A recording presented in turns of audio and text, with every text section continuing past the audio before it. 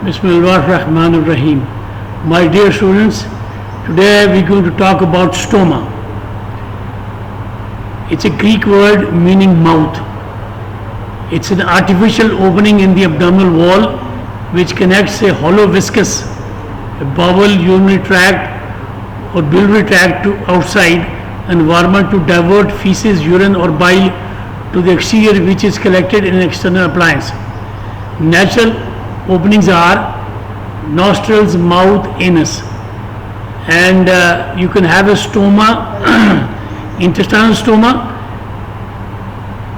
opening of the intestinal tract into abdominal wall, and viscous is any large interior organ in any of the great cavities, for example, especially in the abdomen.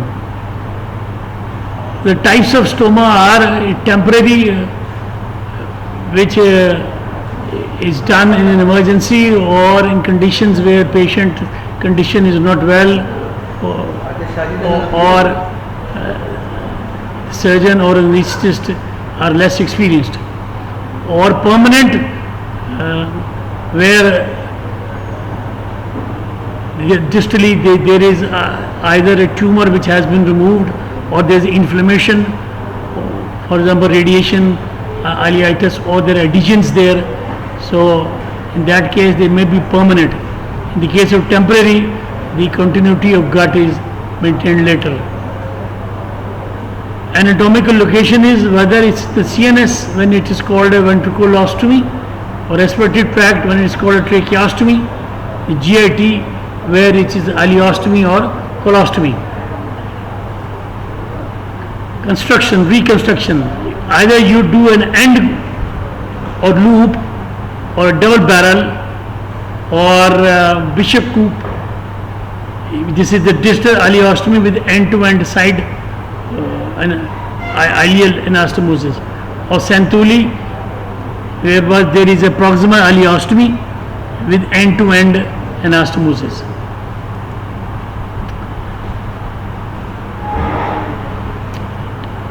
So temporary stomas are required to relieve complete distal large bowel obstruction causing proximal dilatation, and the continuity of gut will be done in 2 to 3 months.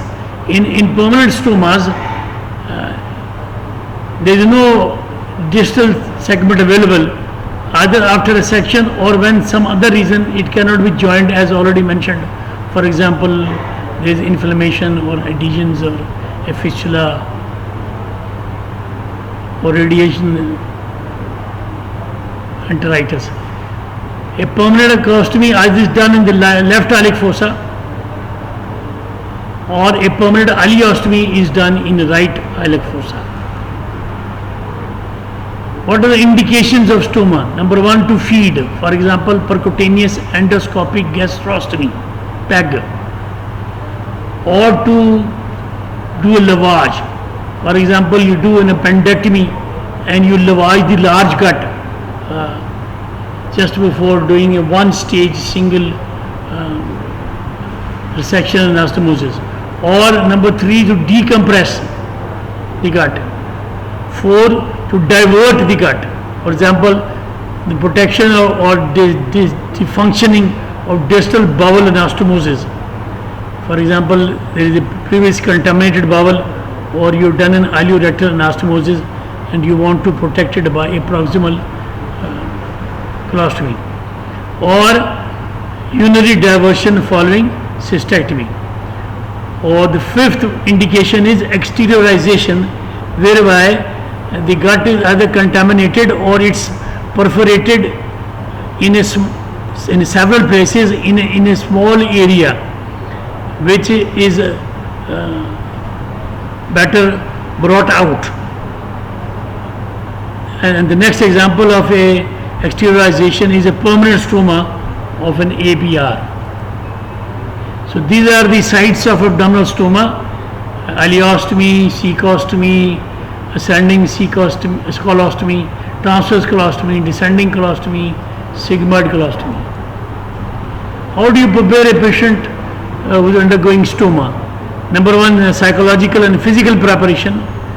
For example, the gut is prepared and other biochemical or chest or heart conditions are corrected. It is usually explained about the indication and the complications of the procedure, and this is what it is a informed consent is. And request help of a clinical nurse specialist in stoma care pre-operatively, who will mark the site while patient standing up. The patient is able to see the stoma. It is 5 centimeters away from an umbilicus or from any bony prominence or from any scar or a skin crease, and also from any bony points or waistline of clothes. And it should not be under a large fold of fat. And stoma is usually within a rectus abdominis muscle. Sometimes you got to examine the stoma. We will talk about this later, but I think points to note are you inspected the site, the type, the surrounding skin, the covering skin, whether it's a loop or whether it's functioning or not, and what kind of a stoma discharge it is, color, type, amount. And you palpate this general abdominal examination, and you examine the stoma to see whether there is any stenosis or there is a parastomal hernia or retraction or ischemia. Then you percussate and finally auscultate. And also don't forget to do a rectal examination. It will tell you the state of the distal gut. The complications of stoma are as under stoma diarrhea, and it causes water and electrolyte imbalance, especially hypokalemia, or there may be nutritional disorders, or as a complication of stoma there are increased incidence of gallstones and renal stones, and there are sexual considerations, and you also think about residual disease, a Crohn's or a parastomal fistula. Okay, the specific complications are skin excoriation, secondary to certain enzymes that destroy the skin, or prolapse or gangrene and necrosis, or retraction of the proximal end or distal end, or bleeding, or parastomal hernia, fistula formation, or stenosis. Okay. We have gone through these.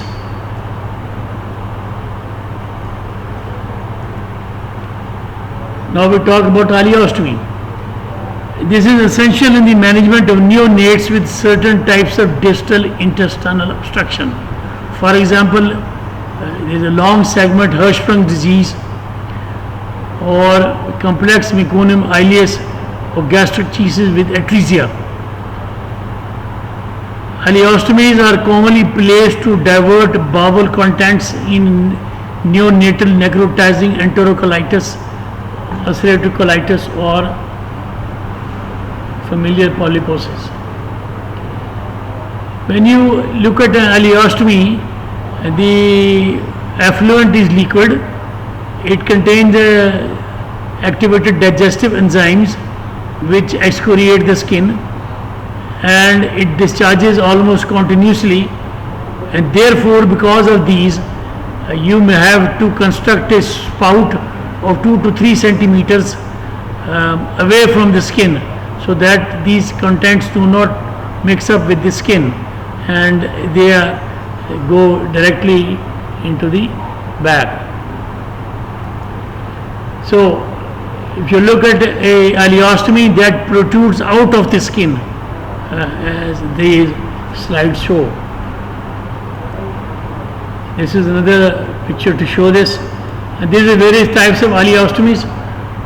The first one is a Mikulicz resection, where there is a proximal ileostomy, and it's anastomosed.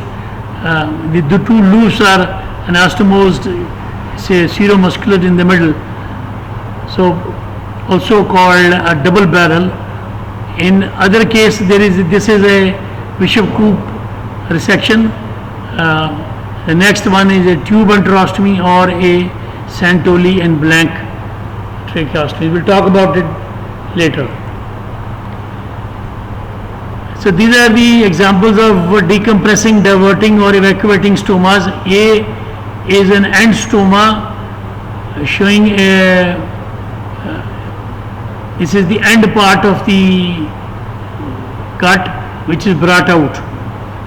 Number 2 is a double barrel stoma, or also called Paul McCulloch's procedure, where the medial wall is connected seromuscularly, so, and this is opened outside so that you have two openings, and the proximal is working and the distal is only this mucous fistula. Number C is end to side anastomosis. This is the end, this is the side anastomosis with the distal vent. This is vent for irrigation also. And the next one is a end to, this is side to end, this is side, this is the end with the proximal vent. See, in the previous one it was a distal vent, here there is a proximal vent. In the number E, you got a loop stoma, a loop has been brought out without a, and F is an end stoma with closed subfacial distal end of the intestine.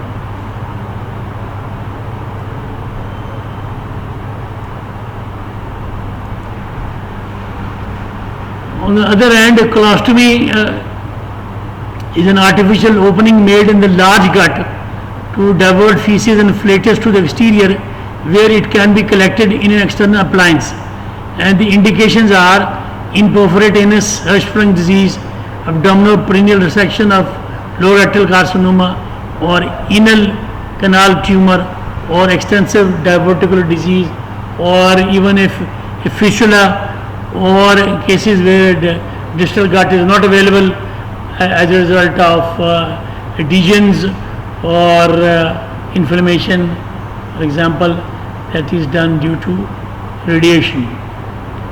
This is what the types of it are done in the transverse colostomy or descending colostomy or sigmoid colostomy, or divided by function. For example, it is decompression or diversion. There are two different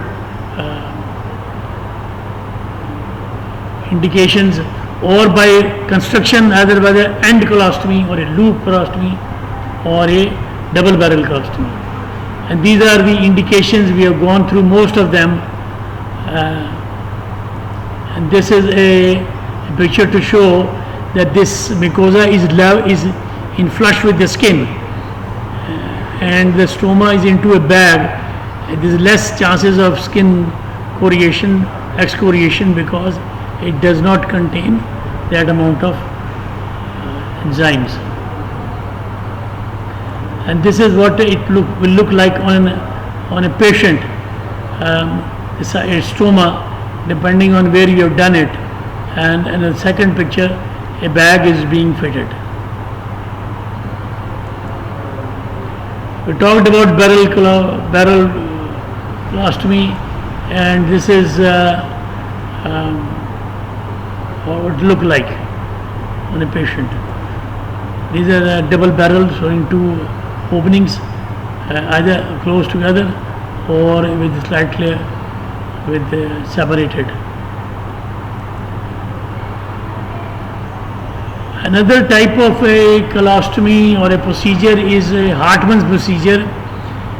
This is done in any large bowel obstruction where either the patient condition is not that good that an extensive resection and anastomosis be done, or it is done in the middle of the night with compromised anesthetic and surgical expertise.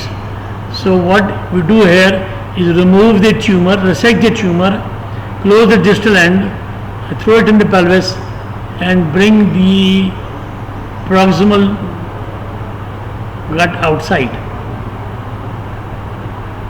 Usually this is a temporary procedure and it will be reversed in a couple of months. Now we come on to urinary diversions, urostomy, a surgical diversion of urinary system done with bladder CA or urinary incontinence and a neuropathic bladder. How do you form a urostomy? You need an ileal conduit. This means you make a segment of viable ileum with this blood supply, take it away from the rest of the gut, but retain its blood supply. The one end is closed and the other end is remains open as to form a stoma.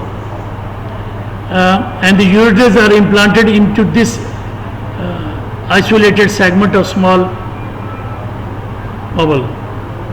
The open end of conduit is everted to create a similar pout as an ileostomy and allows diversion of urine from kidneys to the outside abdomen and collected by a stoma bag. The other type of is internal urostomy, where you anastomose both the ureters to the rectum, to the sigmoid. So ureterosigmoid ostomy is another form of urostomy, but here the urine is passed along with fecal matter and it's not brought outside. This is how a ileal conduit is made. This part of the gut is taken away from the this terminal ileum.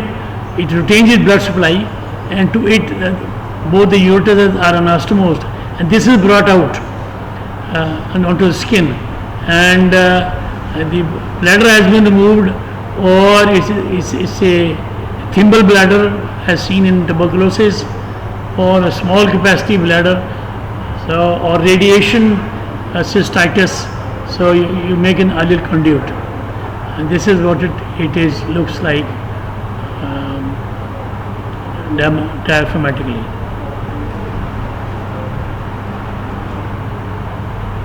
We have gone through these. I think these are some of the complications. This is ischemia, this is retraction, this is stenosis, this is parastomal hernia, this is stomal prolapse, and these are dermatitis. Once you've created a stoma, you need to provide some details to the patient as to its care. The parents as well as older children must carefully be taught and reassured before leaving the hospital and on subsequent follow-up visits. The appliances should be properly fitted and they should remain in situ for several days, and you change it every 3 days. The candidiasis or fungal infection remains a common problem in parastomal skin, and local antifungal medication should be used. With excoriation, we need a synthetic barrier and a special kind of a paste, or colostomy paste.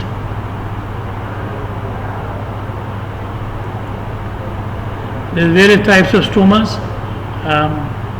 This is the protective skin barrier, as I have mentioned, to prevent excoriation, to which is applied a special small thing called a colostomy paste. On the other side, we got a pouch or a bag. There are two types. One is a closed end, this one, which when it's full has to be removed from the body and emptied and then washed and replaced. Or in another case, a drainable bag, in which when it's full, the lower end is opened, is drained, and it can be washed while still in place. And they also need to provide some dietary advice to patients with stomas, taking low fiber diet to reduce bulk in stool and prevent intestinal obstruction, and to avoid vegetables known to result in offensive odor like radish, cabbage, garlic, cucumber, and in fish.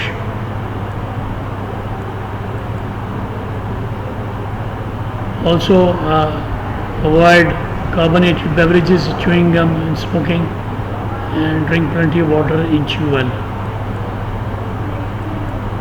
Okay, thank you very much. Stay indoors and stay safe. Sir ji, Janab.